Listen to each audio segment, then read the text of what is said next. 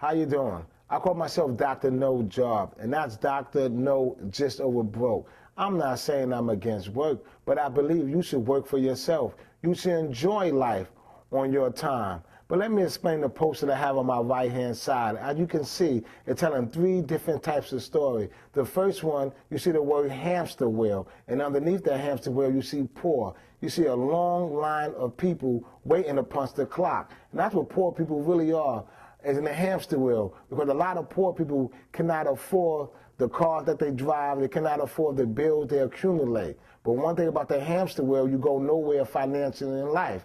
And the second one, I like to call that middle class. I like to call middle class people poor people in denial, because middle class people are really in the hamster wheel, because middle class people are getting smaller and smaller as the tax rise, except for your paycheck. And as you can see, it's a long line of people on the corporate ladder. Everybody and their mama climbing the corporate ladder. You see people falling off the corporate ladder, being downsized, being fired, being laid off, stuff like that. And the third story, which I love, called entrepreneurship, where you can learn how to be an entrepreneurship. That's what the club is really about. And as you can see, you see a man on his hand and his knees creating his own corporate ladder from the bottom on up. And you see the word team there. A team is his accountant, his mentor, his coach, his CPA, his tax advisor, and stuff like that. Because when you do have a business, you need a team to run the business. And now you can see on my left-hand side something called a cash flow 101.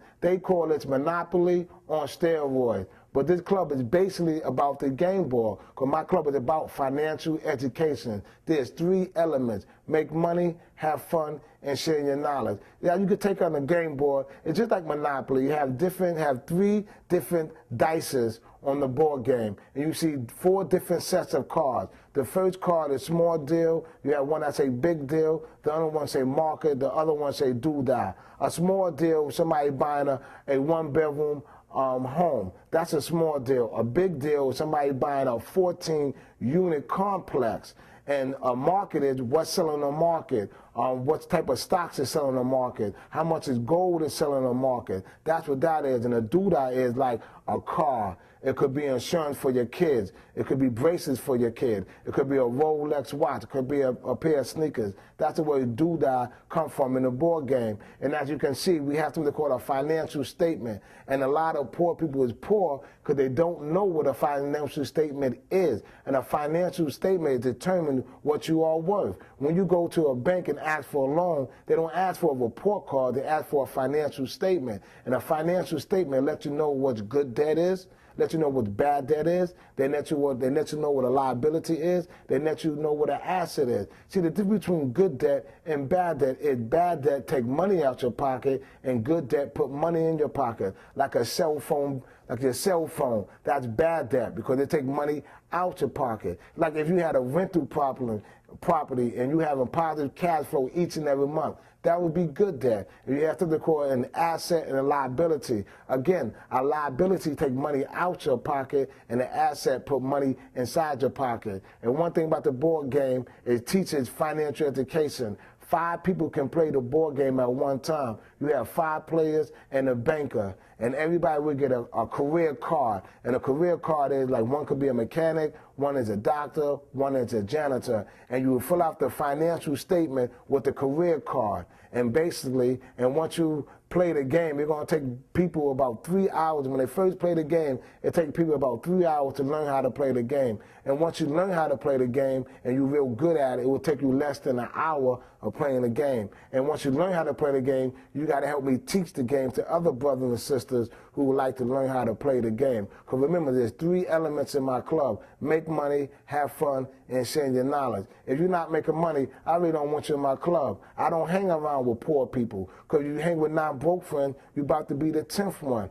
And the second part of it, have fun. Let's have fun doing it. It's just like Monopoly. You have a fun, but except you playing with play money right there. And share your knowledge. Now, why would you keep your knowledge to yourself? You have a lot of selfish people out there, and I don't want selfish people in my club, because I want honest people in my club. I don't want a thief in my club. I do not want a liar in my club, because the game going to really reveal who you are. If you're a thief, the game going to reveal that. And I believe if you cheat in the game, you would cheat to me. me. I believe you lie in the game, you will lie to me. I believe you steal in the game, you will steal from me. So this club is definitely about thief. It's about honesty. People who going to work every single day, doing the right thing, struggling financially in life. Because it's a shame how you're doing the right thing, but you still get ran over financially in life. And as you can see, the President of the United States is giving major bailout to major corporate companies like AIG and companies like that. Where are our bailouts for poor folk? See, poor folks got to realize one thing. Only one person is going to solve your problem, and that's you. You have to be willing to put in the work. You have to be willing to educate yourself about business and investment. And you have to never, never, never, never quit. Because once you quit, it's a wrap. I hope everybody's seen that great movie, The Pursuit of Happiness, with Will Smith. Excellent movie. This man got hit by a car. The IRS took his money. He was homeless with a child. His own girlfriend did not believe in his dream.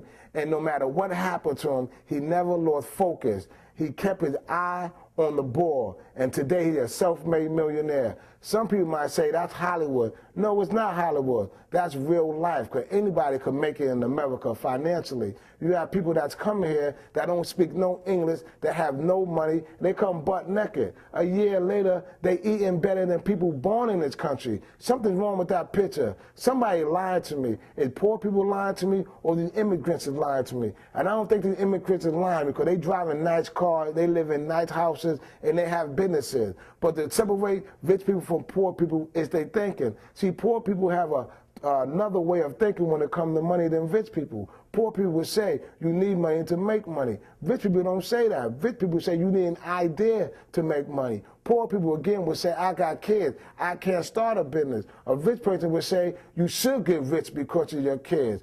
Or poor people will say, my wife spend too much money. A rich person will say, well, you have to make extra money to support your wife, and stuff like that. See, one thing about poor people, they like to blame other people for their problems. You have any poor person, why they poor, you just get an aspirin and listen to them, because they will give you a headache. They will blame everybody and their mama why they're not doing anything in their life financially. And one thing about rich people, they will let you know that anybody could make it in America. See, poor people believe everybody can't become rich. Rich people will let you know everybody can become rich, but they have to be willing to put in the work.